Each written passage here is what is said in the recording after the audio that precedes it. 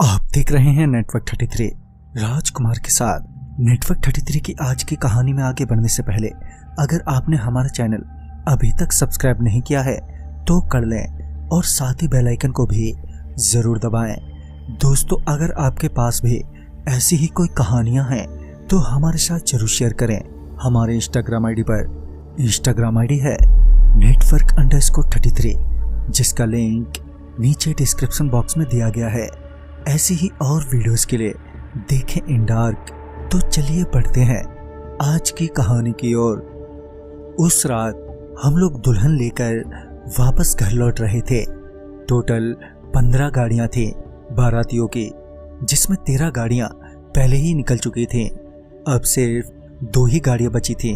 एक में दूल्हा और दुल्हन और उससे पीछे हमारी गाड़ी थी। अब तक सब कुछ ठीक ठाक ही चल रहा था। बिना किसी समस्या के शादी निपट गई थी और शादी के बाद हम सभी जल्द से जल्द घर पहुंचना चाहते थे, क्योंकि हम सभी थककर चूर हो चुके थे। रास्ता भी पूरा खाली ही था तो गाड़ी की स्पीड भी तेज कर दी थी। अभी हम आगे बढ़ ही रहे थे कि अचानक ही बहुत जोर की आवाज आई। ड्राइवर ने तुरंत ही ब्रेक लगाया।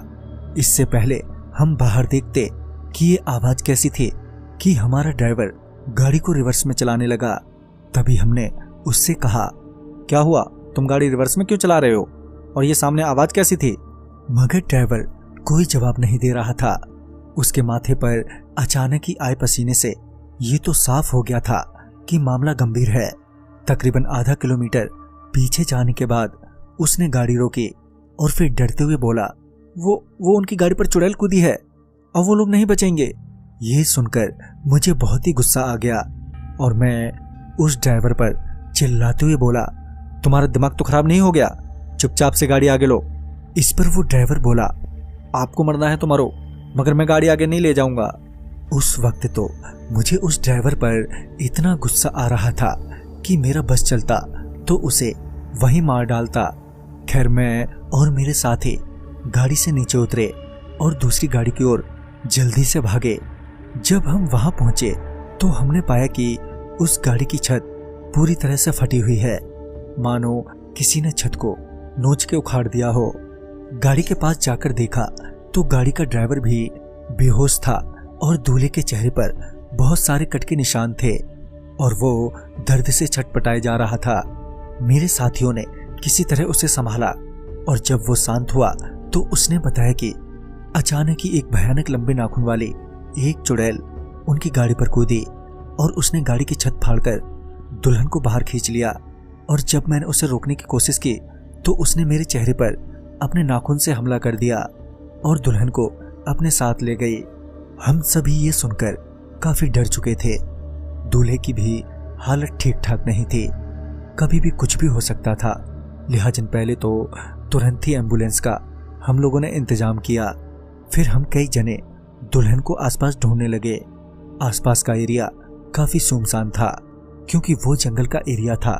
जब हम अंदर गए तो हमने पाया कि वहां पर बहुत सारे कब्रें बनी हुई हैं और उन्हीं कब्रों में से एक पर वो दुल्हन बैठी रो रही है। हम उसे आवाज देते हुए उसके पास पहुंचे, मगर वो हमारी बातों पर बिल्कुल भी रिएक्ट नहीं कर रही थी। वो सिर्फ रोए ही जा रही थी। जब मेरे ही एक साथी ने उसके कंधे पर हाथ रखते हुए बोला, जल्दी चलो यहां से, कि उसने एकदम से उसका हाथ पकड़ लिया और उसका हाथ झटके से तोड़ दिया, जिसकी वजह से वो वहीं गिर पड़ा। और जब वो खड़ी होकर हमारी ओर पलटी तो हमने पाया कि वो दुल्हन नहीं, वो दुल्हन के कपड़ों में एक चुड़ैल है। उसने पहले तो नीचे गिरे हमारे साथी की गर्दन पर पांव रखा और उस पर चढ़ गई, जिस वजह से हमारे उस दोस्त की वहीं मौत हो गई। तभी हम सभी लोग वहां से चीखते हुए भागे। हम 5 जने थे, मगर उस रात सिर्फ हम 2 ही बचे। हमें उस जंगल में बिल्कुल भी जाना नहीं चाहिए था। हमारी गलती हमें बहुत ही भारी पड़ गई। बाद में हमें पता चला कि वहां बहुत पहले एक लड़का और एक लड़की एक दूसरे से बहुत प्यार करते थे, मगर प्रॉब्लम ये थी कि वो दोनों अलग अलग धर्म के थे।